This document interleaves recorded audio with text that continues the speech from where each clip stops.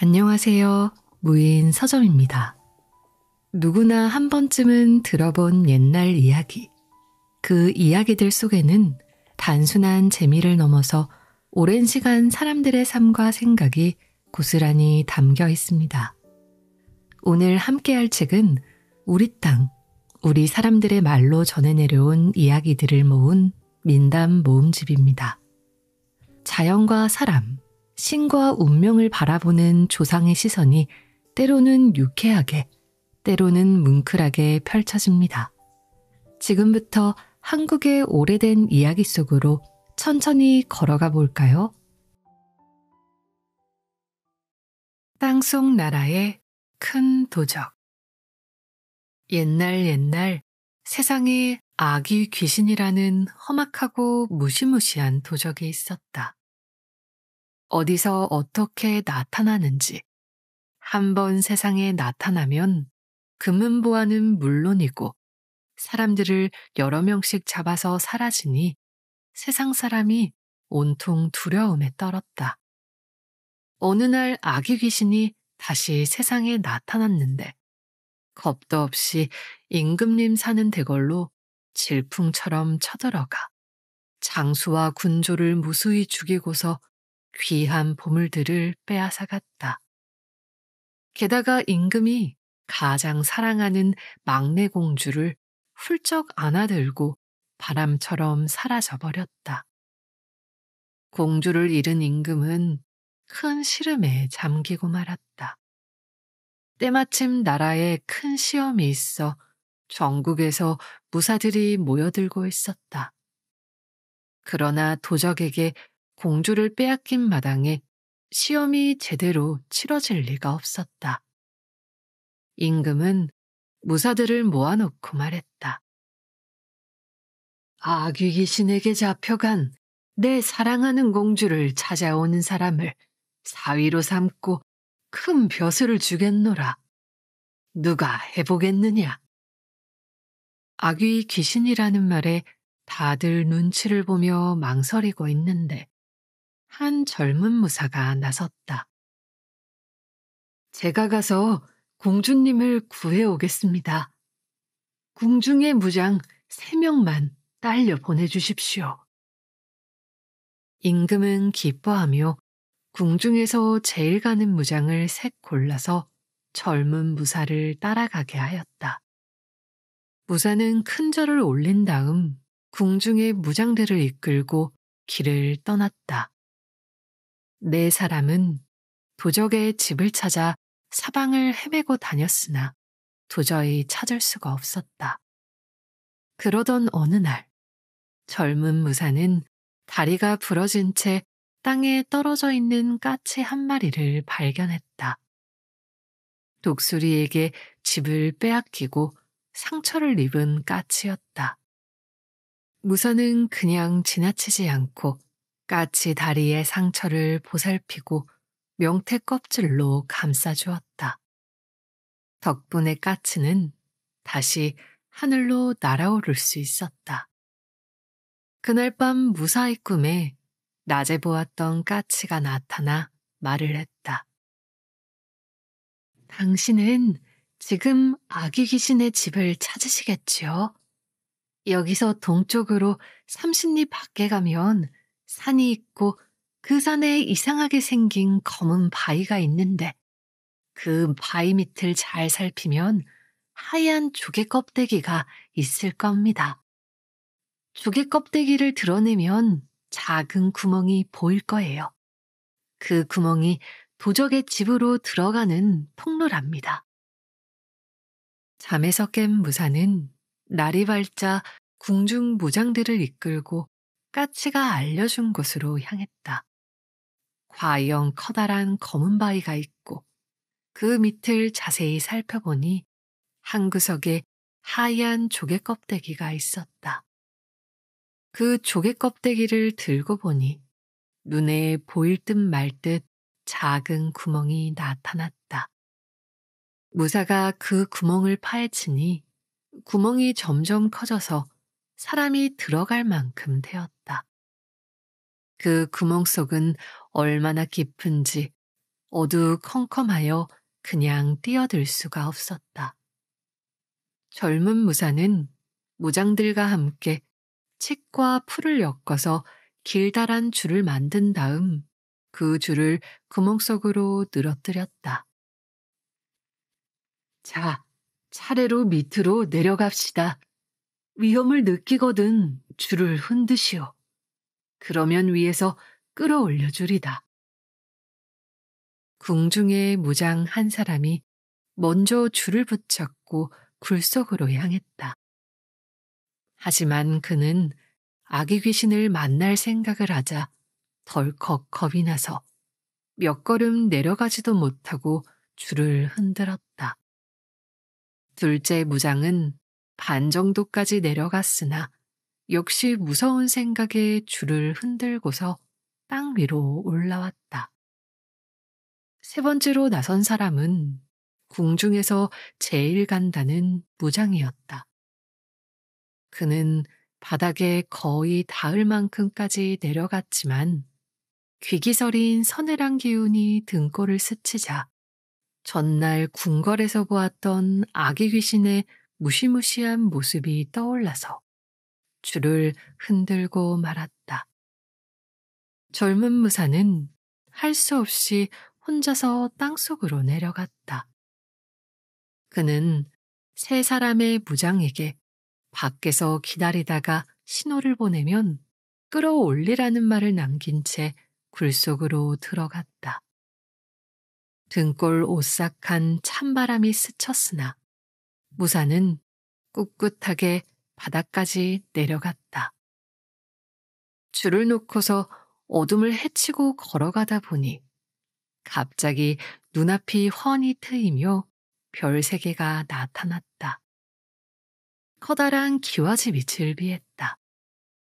무사는 마을 복판에 있는 가장 크고 훌륭하게 생긴 집이 아기 귀신이 집임을 직감하고 은밀히 그곳으로 향했다. 가보니 집 밖 우물가에 커다란 버드나무가 눈에 띄었다. 무사는 그 버드나무 위에 몸을 숨기고 동정을 살폈다.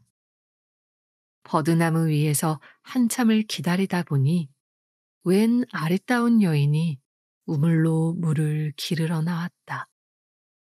여인이 두레박으로 물을 퍼서 동이에 붓는 순간 무사는 버들잎을 한 줌 흩어서 동이 위에 떨어뜨렸다. 바람도 몹시 부네. 그러면서 여인은 다시 물을 길어서 부었다. 무사는 다시 또 버들잎을 훑어서 뿌렸다. 그러기를 3번이나 하자 여인은 이상한 걸 지금은 바람도 안 부는데 하면서 고개를 들어 나무 위를 쳐다보았다. 거기에는 뜻밖에도 낯선 사람이 앉아 있었다. 당신은 지상에 사는 사람인 것 같은데 이 험한 데를 어떻게 들어오셨습니까? 그러자 무사는 자초지종을 간단히 말해주었다. 그래서 임금님의 막내 공주를 구하러 이렇게 내려온 것이랍니다. 그러자 여인은 깊은 한숨을 내쉬었다. 내가 바로 나라의 공주랍니다. 그러나 저러나 저 무서운 아귀 귀신을 어떻게 당하려는지요. 일단 저를 집 안으로 들여보내주세요. 공주는 젊은 무사를 치마폭에 숨겨서 아귀 귀신의 집 안으로 들어갔다. 공주는 무사를 집구석에 있는 헛간으로 이끌고 가더니 한 옆에 놓인 커다란 쇳덩어리를 가리켰다. 어디 얼마나 힘이 센지 저걸 한번 들어보세요. 무사가 있는 힘을 다해서 겨우 쇳덩어리를 들어 올리자 공주가 말했다. 그 정도로는 어림도 없습니다. 힘을 더 길러야 해요.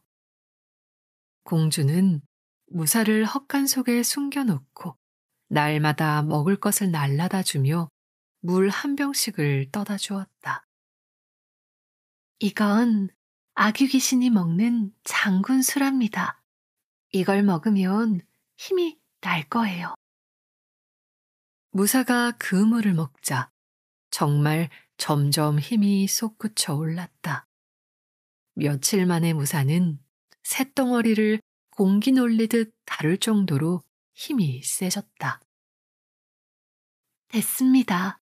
이제 곧 아기 귀신이 집으로 돌아올 거예요. 제가 술을 먹여 잠들게 할 테니 신호를 보내면 나와서 처치하세요. 그때 갑자기 천둥치듯 쿵쿵 소리가 나면서 땅이 울리기 시작했다.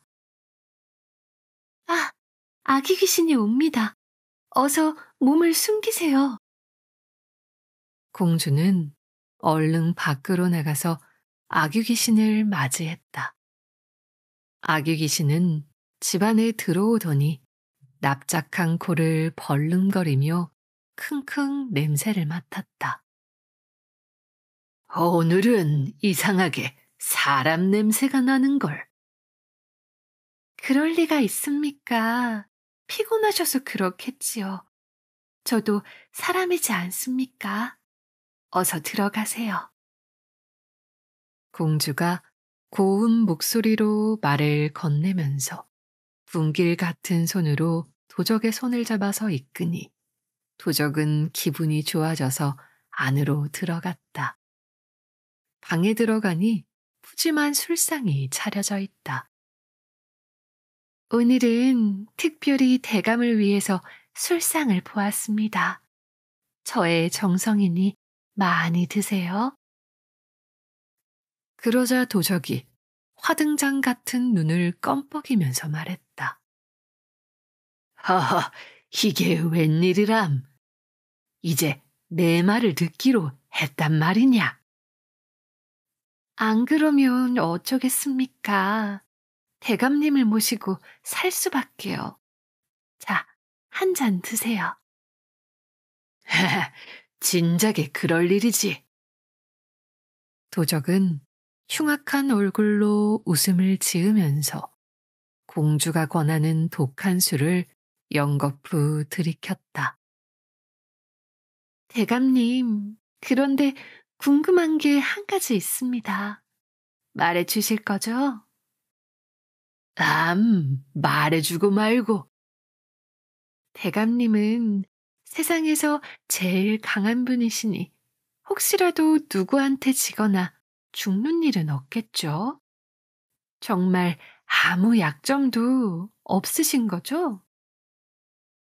그러자 술기운에 경계심이 풀린 도적이 껄껄 웃으며 말했다. 세상에 약점이 없는 자가 있겠느냐? 내 왼쪽 옆구리에 비늘이 있는데 그걸 떼어내면 나도 제대로 힘을 쓰지 못해. 하지만 이 세상에 그걸 떼어낼 수 있는 놈은 아무도 없단 말이야. 공주가 재차 권하는 독한 술을 거듭 들이킨 도적은 술에 취해 눈을 둥그렇게 뜬 채로 골아떨어져 코를 골기 시작했다. 공주는 얼른 헛간에 숨어 있던 무사를 불러들였다. 저기 벽에 걸어 놓은 칼이 천하의 보검입니다. 어서 저 칼을 들어 도적의 왼쪽 옆구리에 있는 비늘을 떼어내세요. 그 보검은 보통 사람은 까딱도 할 수 없는 무거운 칼이었다. 하지만 그간 장군술을 먹고 힘을 기른 덕에 무사는 그 칼을 번쩍 들 수 있었다. 무사가 칼을 들자 칼이 쟁쟁 울기 시작했다. 그 서슬에 도적이 뒤척였다. 어서요. 무사는 얼른 칼을 들어 도적이 옆구리에 있는 비늘을 잘라냈다. 그러자 도적이 깜짝 놀라서 벌떡 일어섰다. 무사는 번개처럼 칼을 휘둘러 아기 귀신의 목을 댕강 잘라버렸다. 그때 놀라운 일이 벌어졌다. 칼에 맞아서 떨어진 머리가 펄쩍펄쩍 뛰어 천장에 닿더니 다시 아귀 귀신의 몸뚱이로 가서 척 붙는 것이었다. 깜짝 놀란 무사는 얼른 정신을 차리고 다시 칼을 휘둘러 아귀 귀신의 목을 잘랐다. 하지만 이번에도 머리는 껑충 뛰어서 제자리에 달라붙었다. 무사는 그만 혼이 빠질 지경이 되고 말았다. 어서요. 한 번만 더 힘을 내세요. 공주의 말에 정신을 차린 무사는 힘을 다 쏟아서 다시 한번 힘차게 칼을 휘둘렀다. 댕강 떨어진 도적의 머리가 다시 몸에 붙으려고 펄쩍 뛰기 시작했다. 이때 공주가 어디서 났는지 매운 재를 한 움큼 쥐고 있다가 도적의 목에 뿌렸다. 그러자 도적의 머리는 목에 달라붙지 못하고 눈물을 뚝뚝 흘리면서 굴러 떨어지고 말았다. 도적의 몸뚱이도 고목이 넘어가듯 털썩 거꾸러졌다. 아기 귀신의 최후였다. 무사는 아기 귀신의 집을 뒤져 세상에서 빼앗아온 금은 보화들을 찾아가지고 공주를 이끌고서 땅속 나라 입구 쪽으로 향하였다. 아기 귀신의 부하들이 덤벼들었지만 한 명도 남김없이 무사의 칼날에 쓰러졌다. 세상으로 나가는 입구에 이른 무사는 칡으로 역군주를 흔들었다. 그때 밖에서 기다리던 무장들은 아무리 기다려도 소식이 없자 포기를 하고 돌아가려던 참이었다. 줄이 흔들리자 그들은 얼른 힘을 합쳐 줄을 끌어당겼다. 그러자 줄에 갖가지 금은 보화가 매달려 올라왔다. 다시 줄을 내려보내니 이번에는 예쁜 여인이 이끌려 올라왔다. 궁중에서 모시던 공주였다. 자, 어서 줄을 내려 무사님을 끌어올리세요. 그렇지만 무장들은 잠깐 무엇을 잠깐 의논하는 듯 하더니 줄 대신에 옆에 놓여 있던 커다란 돌을 구멍 속으로 굴려 떨어뜨렸다. 그러자 땅 속에서 으악 하는 비명이 났다. 무장들은 얼른 땅속 나라 입구를 막아놓고는 양옆에서 공주를 붙들었다. 이게 무슨 짓이에요? 그러자 색 가운데 우두머리 되는 무장이 공주를 협박하여 말했다. 만약 이 사실을 말하면 당신과 당신 아버지는 우리 손에 죽고 말 것이요. 궁궐에 우리를 당할 자가 없다는 걸 명심하시오. 공주는 아귀 귀신의 손에서 벗어나자마자 이렇게 또 다른 도적의 손에 이끌려 궁궐로 돌아가게 되었다. 3명의 무장이 공주를 데리고 궁궐에 이르자 임금은 하늘로 올라갈 듯 기뻐했다. 저희가 이렇게 공주님을 구하고 금은 보화를 되찾아 돌아왔습니다. 하지만 젊은 무사는 그만 아귀 귀신의 손에 죽고 말았습니다. 아이, 그래, 수고 많았소. 과연 이 나라의 최고 무장이라 할 만하오. 내 그대들에게 큰 벼슬을 내리고 이 금은 보화를 모두 다 상으로 내리리다. 이제 그대들을 위해 잔치를 베풀 테니 마음껏 즐기도록 하오. 그렇게 한참 잔치를 벌이고 있을 무렵 젊은 무사는 땅속 나라를 방황하는 중이었다. 줄을 기다리고 있다가 갑자기 바윗돌이 굴러내려왔을 때 무사는 깜짝 놀라 비명을 질렀지만 번개처럼 몸을 빼어 아슬아슬하게 바윗돌을 피할 수 있었다. 하지만 세상 입구가 까마득히 높고 보니 날개가 있어 날아가기 전에는 나갈 방도가 없었다.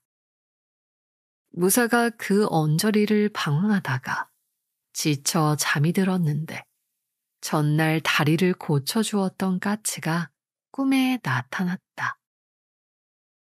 무사님, 왜 그러고 계십니까?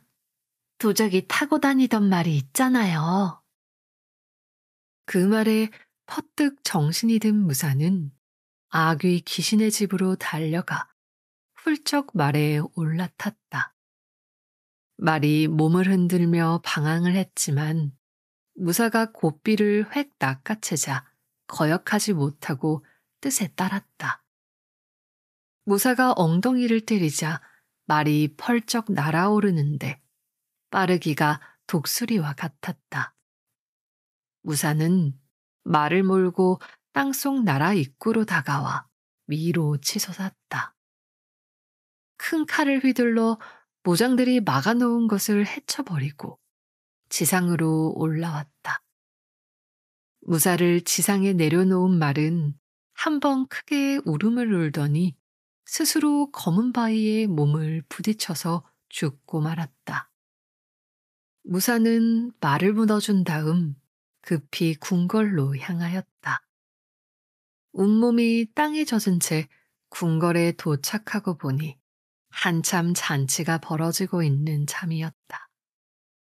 3명의 무장이 한껏 무용담을 늘어놓고 있고 임금과 신하들은 그 말에 무릎을 치고 있다.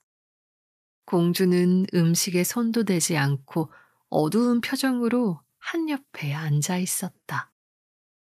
그때 무사가 임금 앞으로 나아가 소리쳤다. 마마, 소신이 돌아왔습니다. 저를 죽이려고 한 저 간악한 장수들을 벌 주소서. 그 모습을 본 공주가 반색을 하면서 나섰다. 아버님, 저 사람이 저를 구해준 분입니다. 저분의 공을 저 새 장수가 가로채려 했어요. 그러자 3명의 무장은 자리에서 일어나 칼을 뽑아들고 무사에게 덤벼들었다. 하지만 그들은 무사의 상대가 될 수 없었다. 무사가 보검을 휘두르자 모두 단칼에 쓰러져 버리고 말았다. 무사와 공주로부터 자초지종을 들은 임금은 크게 기뻐하면서 무사에게 큰 상을 내렸다. 그리고 그를 막내 공주와 짝지어 주었다. 무사는 아름다운 공주와 함께 아들, 딸 많이 낳고 한평생을 행복하게 살았다고 한다.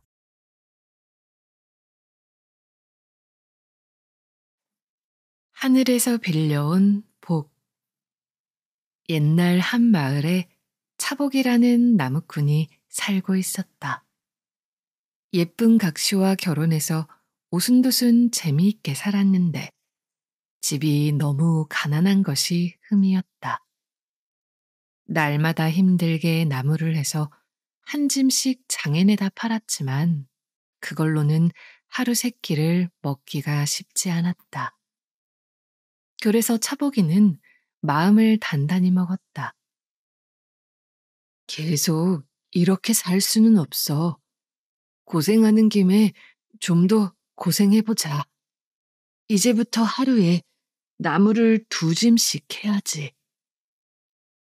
다음 날부터 차복이는 아직 닭도 울기 전 캄캄한 꼭두 새벽에 집을 나서서 해가 서산에 넘어가 어두워질 때까지 쉴 새 없이 일을 했다.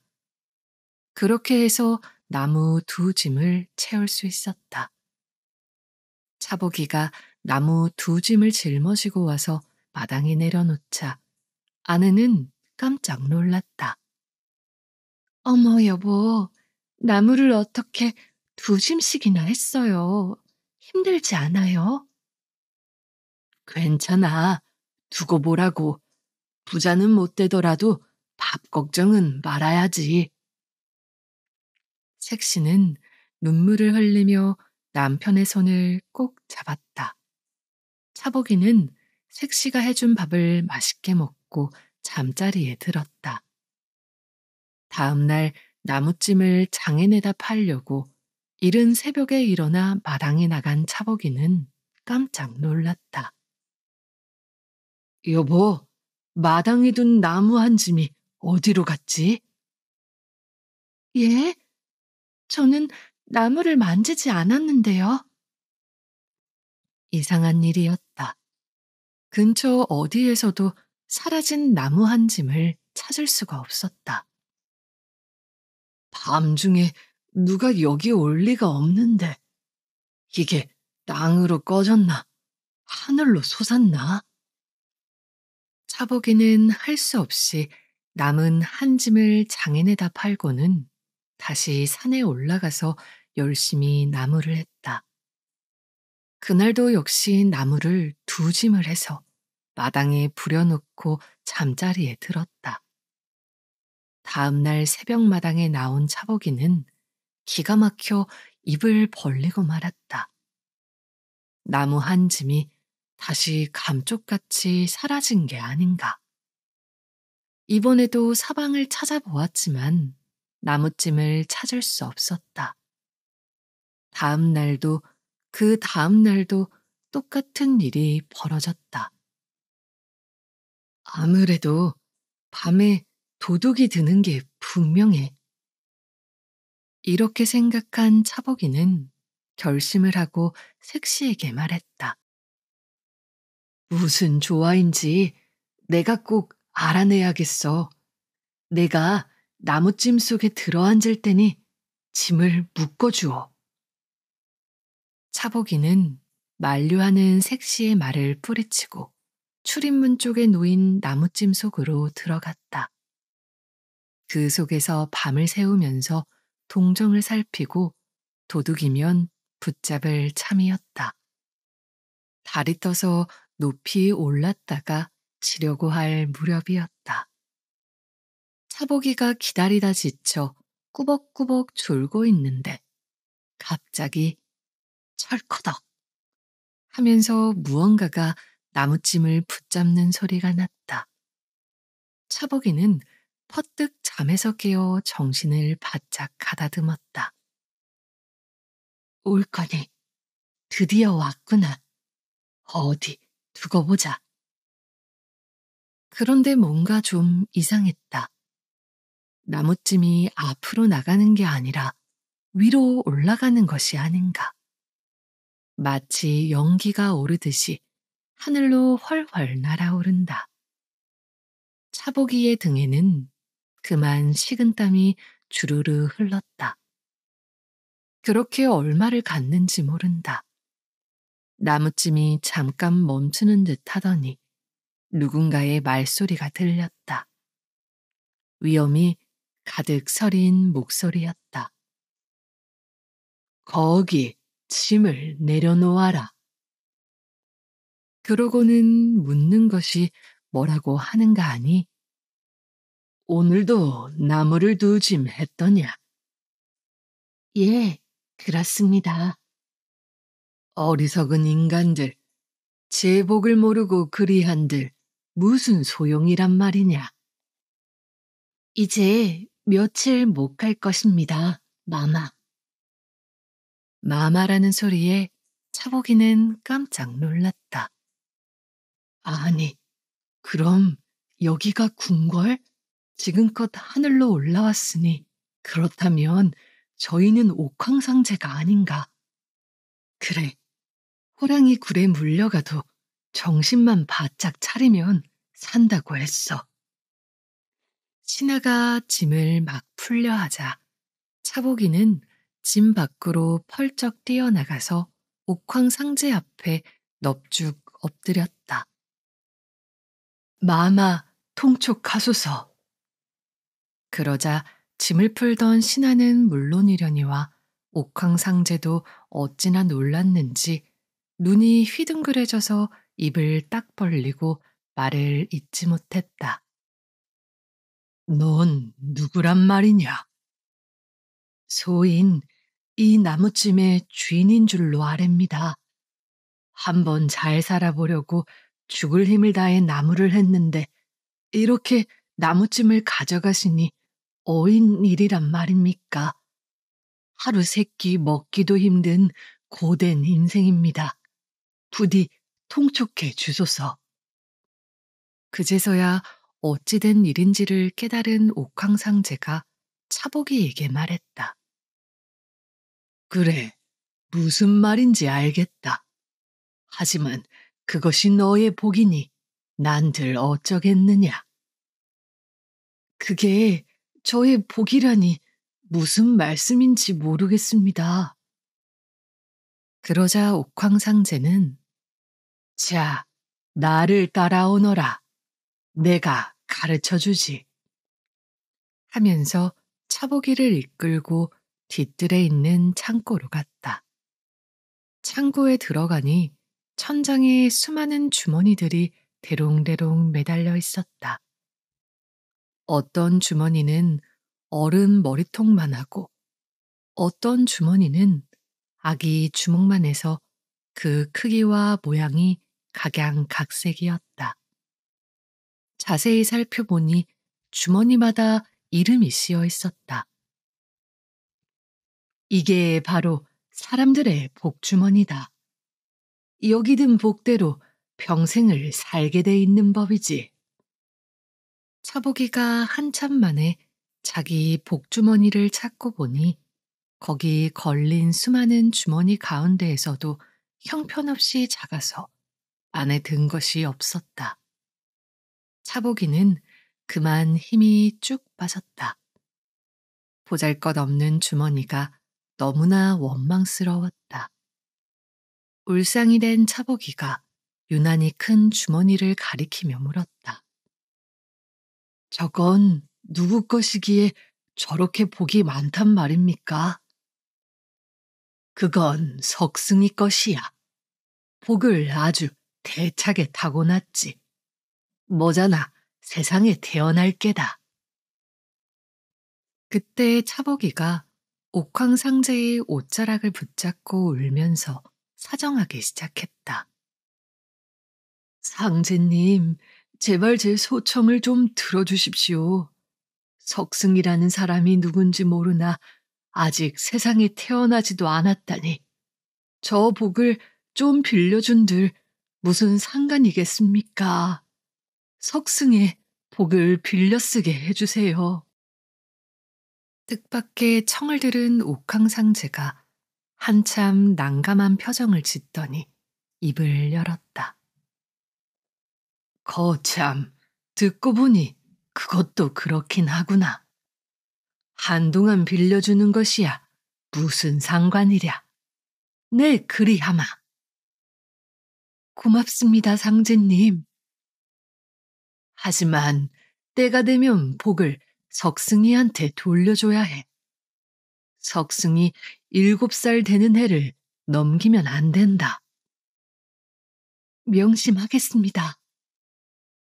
이렇게 해서 차복이는 옥황상제로부터 석승의 복을 빌려오게 되었다.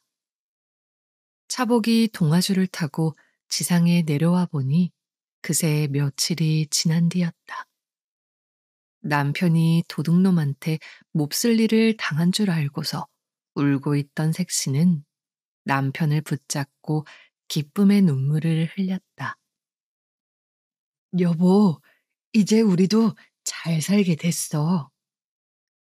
이렇게 몸성이 돌아온 것만으로도 충분해요. 다음날 차보기는 가벼운 마음으로 도끼를 메고 나무를 하러 나섰다. 한참 나무를 하다가 그늘에서 잠깐 땀을 식히는데 주변에 벌어진 밤송이들이 눈에 띄었다. 그래, 이걸 주워다가 색시 줘야겠다. 차보기가 막 통통한 알밤을 한 보따리 챙겨 놓고 있는데 지나가던 노인이 차보기를 불렀다. 이봐, 젊은이. 내가 밤을 좀 먹고 싶은데 그 밤을 내게 주지 않겠나? 대신 이 부식도를 줌세. 차보기는 밤이 아까운 마음이 들었지만 노인이 하는 말이라서 알겠습니다. 그러시지요. 밤을 주고서 부식돌을 받았다. 하긴 밤보다 부식돌이 더 귀한 물건이긴 했다.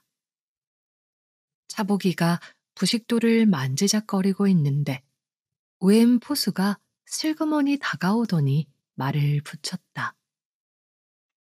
보시오, 지금 저기 노루 2마리가 있어서 그걸 잡아야 할 텐데 불이 없어서 총을 놓지 못하니 그 부식돌을 나한테 주구려. 내가 노루를 잡으면 1마리 드리리다. 차보기가 부식돌을 내주자 포수가 총에 불을 붙여서는 빵빵 쏘더니 노루 2마리를 끌고 와서 1마리를 주었다. 이게 웬 행제람? 차보기가 나무를 한 짐에서 짊어지고 장에 가서 팔려는데 어떤 노인이 말을 끌고 지나가다가 차보기한테 다가와서 말을 걸었다. 여보게 젊은이, 그 노루도 파는 건가? 그거 이 말하고 바꾸지 않겠는가? 예? 이 말이 영 몹쓸 말이란 말이야. 여물을 줘도 안 먹고 등에 올라탈 수도 없고 도대체 말을 들어먹지 않으니 말이지. 그렇다고 잡아먹을 수는 없는 노릇이고 어때? 안 바꿀 테지. 아이고, 말 한번 가져보는 게 소원이었는걸요. 바꾸겠습니다. 그렇게 해서 노루를 주고 말을 끌어오니 말 한 피를 공짜로 얻은 셈이었다. 차보기가 집에 돌아와 아내에게 그 이야기를 하면서 연신 싱글벙글했다. 정말 우리한테 복이 오긴 오려나 봐. 다음 날 아침 차보기가 나무를 하러 나서려는데 누가 급히 주인을 찾았다. 차보기가 나가보니 웬 낯선 한량이었다. 보시오, 당신이 어제 장에서 노인한테 말을 산 사람 맞습니까? 그렇습니다만. 값을 후히 쳐드릴 테니 그 말을 나한테 파시오. 내 황소 1마리와 금 10량을 드리리다. 차보기는 그만 눈이 휘둥그레졌다. 그 말은 허우대만 멀쩡하지 쓸데가 없는 말인걸요. 그렇지 않아요. 이 말이 천하의 명말합니다. 그간 주인을 못 만나서 그렇던 게지요. 내가 무과 시험을 보려 하는데 이 말이 꼭 필요하니 제발 나한테 파세요. 그럼 그러시지요. 차보기가 말을 내주고 금 10량에 황소까지 받으니 미천을 잡아도 아주 크게 잡은 셈이었다. 그 돈으로 농과 밭을 새로 사니 생전 처음 가져보는 농토였다. 차보기가 황소로 밭을 갈면서 남들보다 갑절이나 열심히 일을 하자 이듬해의 농토가 배로 늘고 그 다음 해에 또다시 2배로 늘었다. 몇 년이 지나지 않아서 차보기는 갑부 소리를 듣게 되었다. 그새 아들과 딸을 하나씩 두니 이제 세상에 부러울 것이 없었다. 다만 한 가지 걱정은 머지않아 석승이한테 복을 돌려줘야 할 때가 올 텐데 하는 것이었다. 그러던 어느 날 차복의 집에 웬 거지 부부가 동냥을 하러 왔다. 살펴보니 그 아내가 아기를 가져 만삭이 몸인데 제대로 먹지 못해 모습이 말이 아니었다.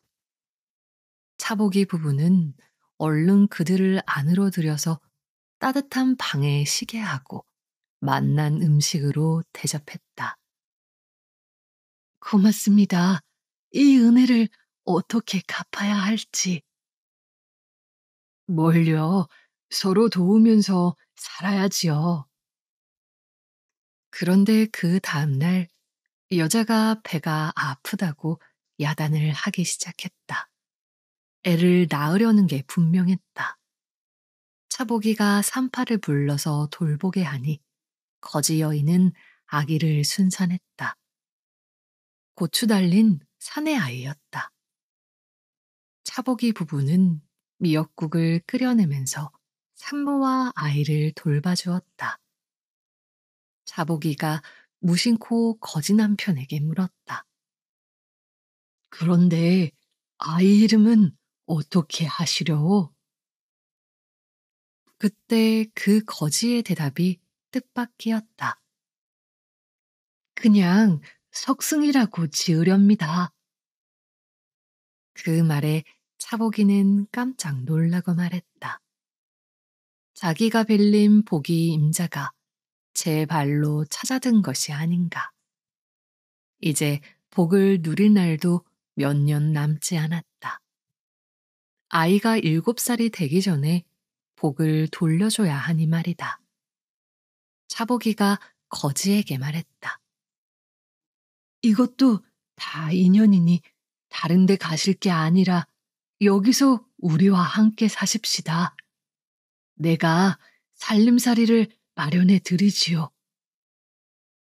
그러자 거지는 감지덕지에서 머리를 조아리는 것이었다. 그 모습을 보자니 차보기는 저도 모르게 한숨이 났다. 그렇게 함께 오순도순 어울려 살다 보니 어느새 석승의 나이 7살이 다가왔다. 차보기는 더 이상 미룰 수 없다고 생각하고 석승인의 식구를 불러놓고 지난 사연을 숨김없이 다 털어놓았다. 지금 내가 누리는 복은 다 저 아이 것을 빌린 것이니 내 것이 아닙니다. 이제 때가 됐으니 돌려줄 수밖에요. 우리 집 재산을 다 드릴 테니 받으시구려. 그러자 석승의 아버지는 그만 난감해졌다. 그건 안 될 일입니다. 어찌 우리가 그 재산을 받겠습니까? 이 재산을 안 받으면 난 제 명에 살 수 없다오. 그러니 받으셔야만 합니다. 석승이 부모는 재산을 받을 수도 없고 안 받을 수도 없어 난처해서 어쩔 줄을 몰랐다. 그때 옆에서 듣고 있던 어린 석승이가 나섰다. 아버지, 제 것이라면 받아야죠. 그러더니 자신을 쳐다보는 어른들을 보고 싱글벙글 웃으면서 대신 저분들을 저희 수양부모로 모시렵니다. 그래서 함께 살면 되잖아요. 그러자 석승의 아버지가 옳거니 하면서 무릎을 탁 쳤다. 이제 자신의 복이 다 끝났다고만 생각하고 있던 차복이 또한 얼굴이 밝아졌다. 그렇게 해서 석승이는 친부모와 수양부모를 모시고 함께 살게 되었다. 타고난 복이 얼마나 컸던지 사방에서 복이 저절로 굴러들어와서 세상에서 제일 가는 부자가 되었다. 복은 나눌수록 커지는 법이라고들 한다.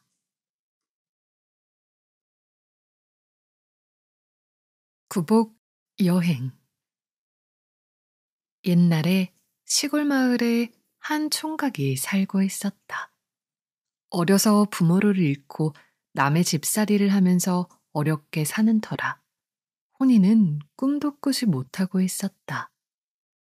천성이 꽤나 고지식하여 저 사는 마을을 한치도 벗어나 보지 못한 채 손에 일거리가 떨어질 날이 없었다. 어느 날 총각이 일을 하러 나가는데 정자나무 밑에 서시던 노인들이 그를 불러 세우더니 뜬금없이 한마디를 던졌다. 그래, 자네는 평생을 그렇게 살 텐가? 저 사는 게 그렇지요 뭘. 여보게, 사람이란 다 제복을 타는 법이라네. 무언가 길을 찾아봐야지. 듣자니 서천 서역국인가를 가면 복을 탈 수 있다던걸. 그 말에 총각이 솔깃해져서 물었다. 어르신, 그 서천 서역국이 어디 있는 건가요? 아, 그거야 뭐 서쪽에 있으니 서천 서역국이겠지. 고지식한 총각은 그 말을 그대로 믿어버렸다.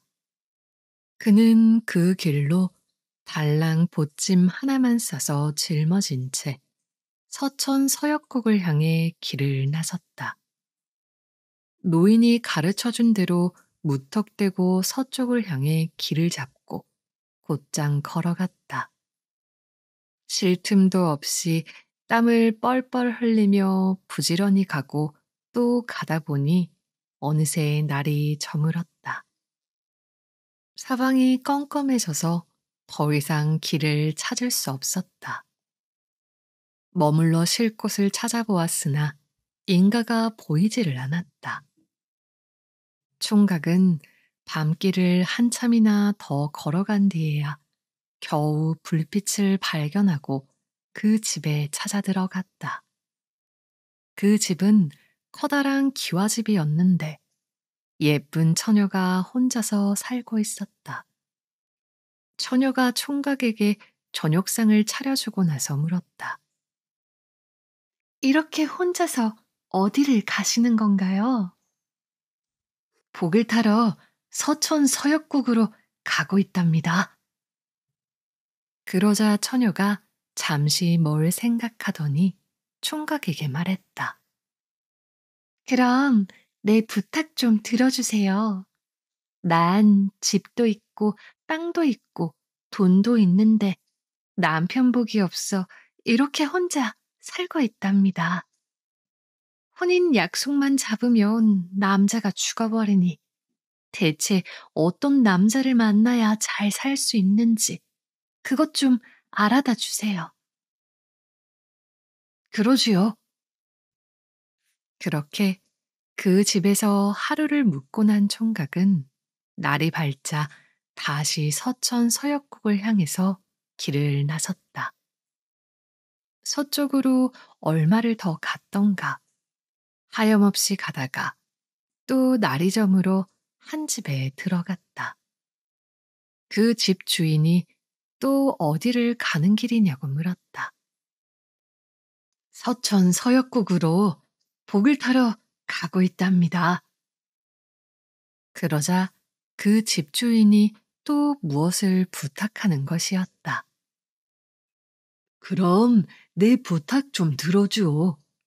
우리 집에 크고 좋은 배나무 세 그루를 심어서 배가 열릴 때가 훨씬 지났는데 도무지 열리지를 않으니 웬일인지 그 이유를 좀 알아다 주구려. 그러지요. 부탁을 하나 더 받아서 길을 떠났다. 다시 서쪽으로 쉼없이 가다 보니 큰 물이 앞을 가로막았다. 그 끝이 보이지 않으니 도무지 건너갈 방도가 없었다. 총각이 어떻게 저걸 건너나 고민하면서 방황하고 있는데 웬 커다란 이무기가 다가와서 말을 붙였다. 어디를 가는 길입니까?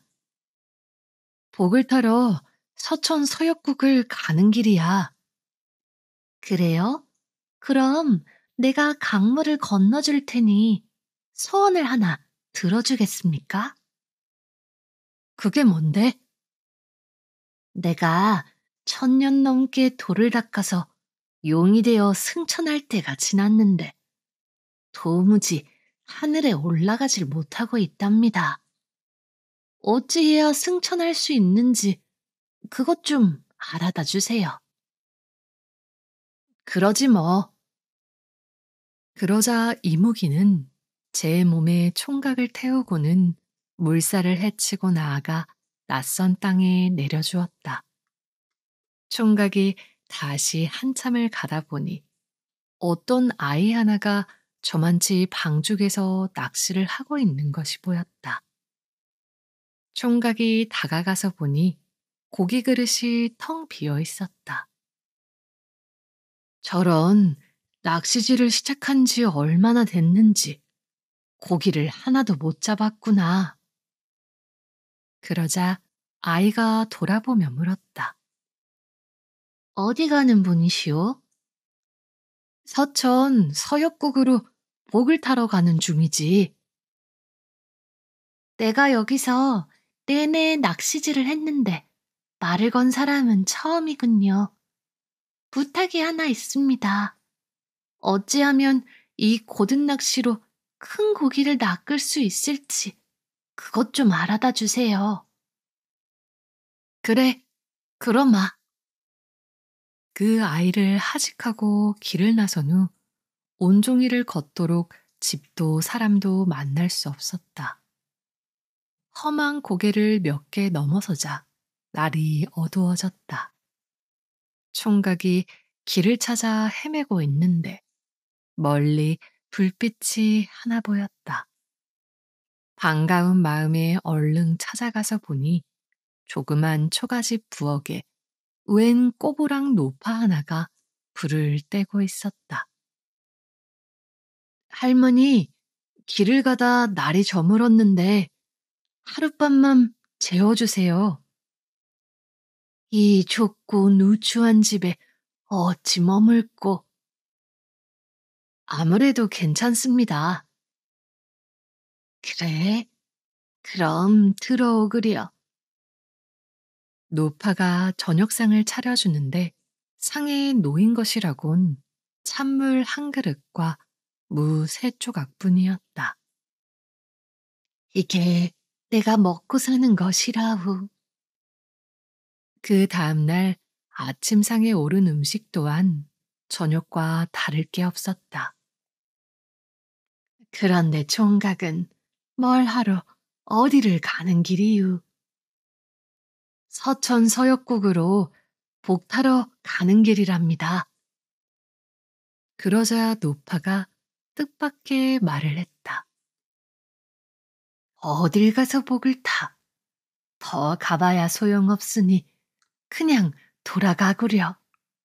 돌아가면 수가 날 게야. 그러자 총각이 말했다.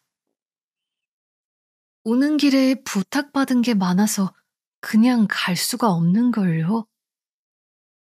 부탁은 또 어떤 부탁인고 그래? 총각은 오는 길에 이것저것 부탁을 받은 얘기를 노파에게 하나하나 들려줬다. 그거 뭐 별것도 아니구먼. 낚시하는 아이는 그냥 뺨을 한번 호되게 때려주면 그만이야. 아무기는 입에 2개 문 걸 하나 뱉으면 되고, 배나무 주인은 배밭에 묻힌 걸 파서 내버리면 되지.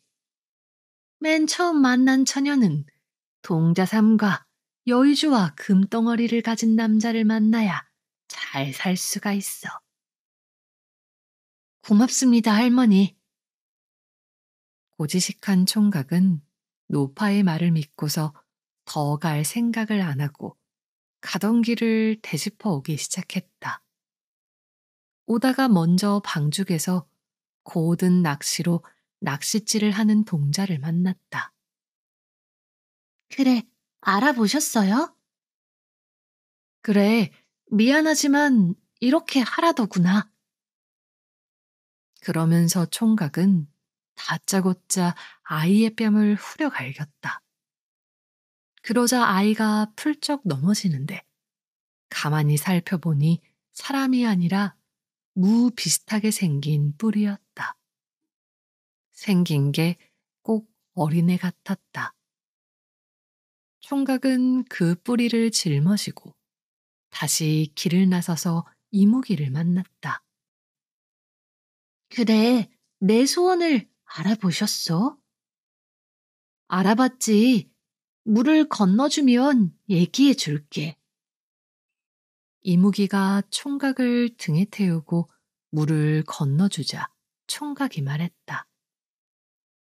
입에 뭘 물었는지 모르겠지만 두 개를 물고 있어서 안 된대. 하나를 뱉으면 된다는구나. 어?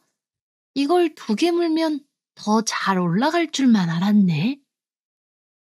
그러면서 이무기는 입에 문 구슬을 하나 뱉었다. 그러자 순식간에 천지가 요동하는 소리가 나면서 이무기는 용이 되어 하늘로 올라갔다. 총각은 이무기가 뱉은 구슬을 보찜 속에 넣고 다시 길을 나섰다. 그리고 배나무 주인 집에 도착했다. 그래, 부탁한 걸 알아봤소? 그럼요. 대밭을 파서 땅속에 묻힌 걸 내버려야 한답니다. 그러자 배나무 주인은 삽으로 배나무 심은 땅을 파기 시작했다. 땅을 파보니 배나무 뿌리끼에 누르스름한 돌덩어리가 박혀 있었다.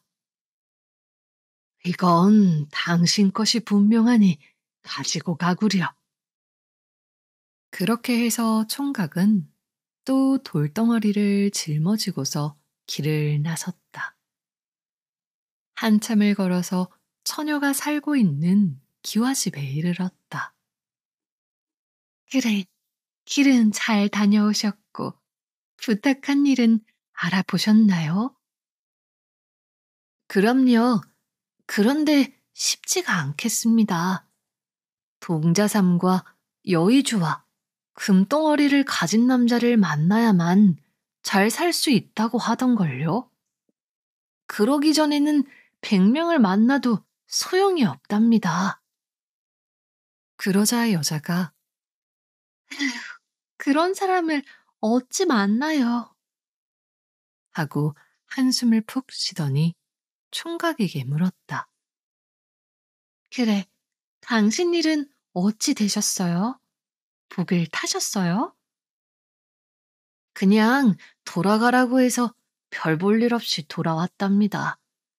오다가 무뿌리와 구슬 하나와 돌덩이만 얻었죠. 어디 한번 볼까요? 총각이 보찜을 풀어서 물건들을 보여주자 여자가 자세히 살펴보더니 반색을 하는 것이었다. 이게 뭐예요? 이건 동자삼이 분명하고 이건 여의주로군요. 여기 금덩어리도 있어요. 내가 이제야 천생 배필을 만났습니다. 나랑 함께 잘 살아봐요.